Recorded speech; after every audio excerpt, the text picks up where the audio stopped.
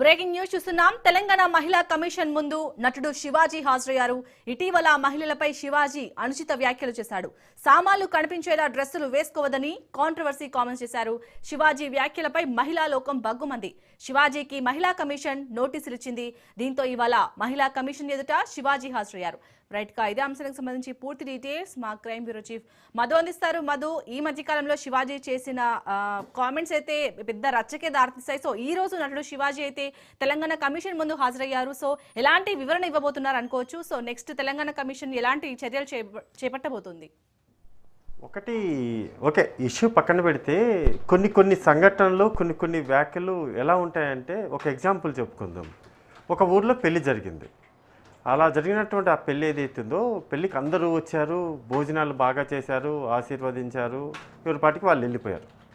So అలా వెళ్ళిపోయిన తర్వాత ఒక హాట్ టాపిక్ ఒకటి అయ్యింది. ఏంటంటే పెళ్లి గురించి కాదు, లేకపోతే పెళ్లి కూతురు గురించో పెళ్లి కొడుకు గురించో, లేకపోతే పెళ్ళి ఎలా జరిగిందో అనే వాటి గురించి జరగల. హాట్ టాపిక్ ఏంటంటే, అక్కడికి వచ్చినటువంటి వాళ్ళందరూ కూడా భోజనాలు చేశారు కదా. ఆ భోజనాలు చేస్తే ఒక 10 రకాల కూరలన్నీ కూడా పెట్టారు.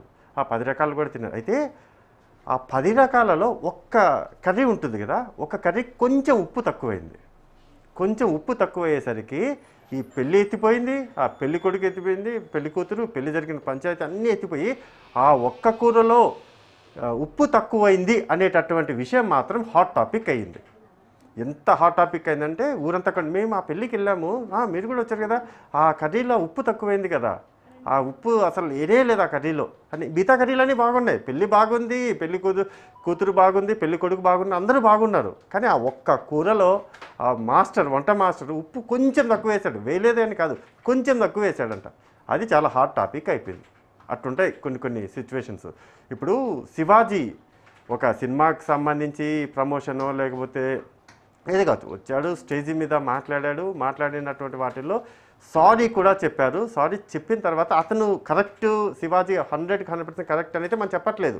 కానీ అతను చేసినటువంటి వ్యాఖ్యలు బిహైండ్ రీజన్ ఏదైతే ఉంటుందో అందులో ఏమని చెప్పాడంటే, ఒకటి అతను చెప్పినటువంటి మాటల్లో నిండుగా ఉండండి, అలా ఉంటే మంచిగా ఉంటుంది అని చెబుతూనే అతను వాడాల్సినటువంటి పదాలు ఏవైతే ఉన్నాయో ఆ 2 పదాలు కూడా వాడకుండా ఉండి ఇది చెప్పి ఉంటే శివాజీ హీరో అయ్యేవాడు.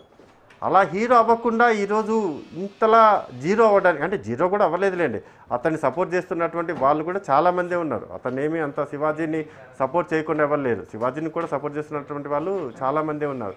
సో ఈ నేపథ్యంలోనే ఈ మొత్తం ఇన్సిడెంట్కి సంబంధించి ఉమెన్ కమిషన్ అయితే నోటీసులు ఇచ్చింది. శివాజీ మీరు మాట్లాడినటువంటి మాటలు ఏవైతే ఉన్నాయో వాటికి సంబంధించి వచ్చి వివరణ ఇవ్వండి అని అయితే నోటీసులు జారీ చేశారు. ఆ నోటీసుల్లో భాగంగానే శివాజీ వెళ్ళాడు. ఆ శివాజీ వెళ్ళేసి అక్కడ ఇప్పుడు హాజరయ్యాడు. అక్కడ మరి కాసేపట్లోనే ఆయన బయట కూడా వచ్చేస్తాడు, ఎక్కువసేపు కూడా ఉండదు. ఎందుకంటే ఆల్మోస్ట్ అతను సారీ చెప్పేశాడు. ఎవరైనా సరే నా మాటలకు సంబంధించి మీ అభిప్రాయాలు, మీ మనోభావాలు దెబ్బతిని ఉంటే ఐఎమ్ సారీ అనేటటువంటి విషయాన్ని అయితే చెప్పాడు. మొదట్లో నేను చెప్పాను కదా, పెళ్ళి కూర అందులో ఉప్పు తక్కువైందని. సో అలానే కొన్ని ఇన్సిడెంట్లు కూడా ఉంటాయి కాబట్టి ఇంకా ఆల్మోస్ట్ ఇది క్లోజ్ అయిపోయింది. ఇన్సిడెంట్ అయితే క్లోజ్ అయిపోయింది. ఉమెన్ కమిషన్ కూడా రంగంలోకి దిగింది కాబట్టి ఇప్పుడు ఆయన వెళ్తారు. దానికి నేను క్షమాపణలు చెప్పాను అండ్ మోరోవర్ మరొకసారి కూడా క్షమాపణలు చెబుతున్నాను అని ఉమెన్ కమిషన్కు లిఖితపూర్వకంగా తన అడ్వకేట్ల సమక్షంలో లేకపోతే తనైనా సరే ఓన్గా అయినా సరే అక్కడ ఒక ఎక్స్ప్లెనేషన్ లెటర్ అయితే ఇచ్చేసి వచ్చేస్తాడు. అంతటితో ఈ ఇష్యూ అయితే వెళ్ళిపోతుంది. కానీ ఇదంతా కూడా పక్కన పెడితే కొంతమంది చాలామంది రంగంలోకి దిగుతున్నారు. దిగి శివాజీ అలా మాట్లాడకూడదు, శివాజీ ఇలా మాట్లాడకూడదు అని చాలామంది మగవాళ్ళు మాట్లాడుతున్నారు. ఓకే, ఉమెన్కి సంబంధించి మాట్లాడకాడు, ఉమెన్స్ మాట్లాడుతున్నారు, వాళ్ళని పక్కన పెట్టదు. కొంతమంది మెన్స్ వచ్చి మాట్లాడుతున్నారు. కొంతమంది మెన్స్ వచ్చేసి నువ్వు ఎలా చెప్తావు, నీకేముంది, నువ్వు ఇలా మాట్లాడతావు అంటే కూడా, అంటే ఎవరి అభిప్రాయాలు వాళ్ళకి ఉంటాయి. సో శివాజీ మంచోడా చెడ్డోడా లేకపోతే శివాజీ ఇంకొక రకమా అంటే అతని అభిప్రాయం అది అని ఆ రోజు అలా చెప్పాడు. ఇప్పుడు అదే అభిప్రాయాన్ని మీరు తీసుకొని వచ్చి ఇలా మాట్లాడుతున్నా అంటే ఇది మీ అభిప్రాయం, ఇంటెన్షన్గా ఇది మీకున్నటువంటి మీ అభిప్రాయం అది. సో ఒకరి వేలు ఇంకొకలాగా ఉండదు. అంటే చూసే మన 5 వేళ్ళు కూడా ఈ 5 ఫింగర్స్ ఏవైతే ఉన్నాయో ఇవన్నీ కూడా సేమ్ ఒకేలాగా ఉంటాయా? ఉండవు కదా. ఒకటి మెంటాలిటీ ఇంకొకలాగా ఉంటుంది, ఒకటిది ఇంకొకలాగా ఉంటుంది. సో అన్నిటినీ వాడు ఇలా అన్నాడు కదా అనేసి నువ్వు వచ్చి ఇలా అంటున్నావు అంటే రేపొద్దున నిన్ను వచ్చి ఇంకొకటి అంటాడు, అది కూడా ఉంటుంది. సో ఇంకా విచ్చలవిడిగా లేకపోతే డ్రెస్, అది మెన్ అయినా ఉమెన్ అయినా సరే విచ్చలవిడిగా డ్రెస్ వేసేసుకోండి, మీ ఇష్టం వచ్చినట్టు ఉండండి అంటే తప్పు లేదు, ఉండొచ్చు. కానీ ఉండేదానికంటూ ఒక ప్రాపర్ సెక్యూరిటీ అనేది ఒకటి ఉంటుంది. సో అందులో భాగంగానే ఇష్యూ అయితే రైజ్ అయ్యింది, అందులో ఎటువంటి డౌట్ లేదు. శివాజీ మాట్లాడినటువంటి మాటలు ఏవైతే ఉన్నాయో చాలా అంటే చాలా రైజ్ అయ్యాయి.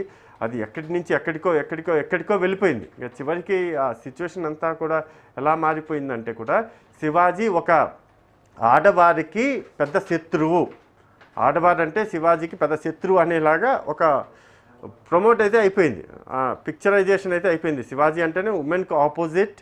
ఇతను మాట్లాడేటటువంటి మాటలన్నీ కూడా మంగపతి క్యారెక్టర్ ఏదైతే ఉంటుందో, సినిమాలో మంగపతి క్యారెక్టర్ ఉంది కదా, సేమ్ అటువంటి క్యారెక్టరే ఇది కూడా అనేలాగా అతనైతే ప్రొజెక్ట్ చేసేశారు. అతను కూడా మాట్లాడిన తప్పే, 100కు 100% అతను మొత్తం మాట్లాడినటువంటి ఎపిసోడ్లో ఫైనల్గా వచ్చేసరికి ఆ 2 పదాలు తీసేస్తే అందరూ అతను వెల్ అండ్ గుడ్ అంటారు. ఆ 2 పదాలు ఉన్నాయి కాబట్టి ఇప్పుడు అతను ఆపోజిట్ ఆఫ్ ఉమెన్ అనే విధంగా సిచ్యువేషన్ మారిపోయింది. కాబట్టి చూడాలి ఎటు వెళ్ళబోతుంది ఈ మొత్తం ఇన్సిడెంట్ అంతా కూడా. ఈరోజుతో ఫుల్ స్టాప్ పడితే ఆయన బయటకు వచ్చి మాట్లాడతారు, నేను సారీ చెప్పాను చెప్తే ఓకే.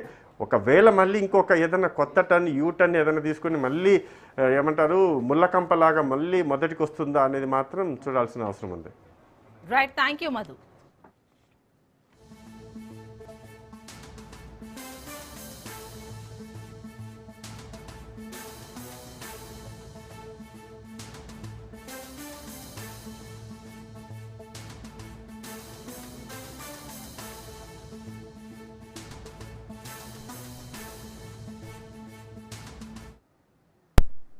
మహిళల డ్రెస్సింగ్ ని ఉద్దేశిస్తూ నటుడు శివాజీ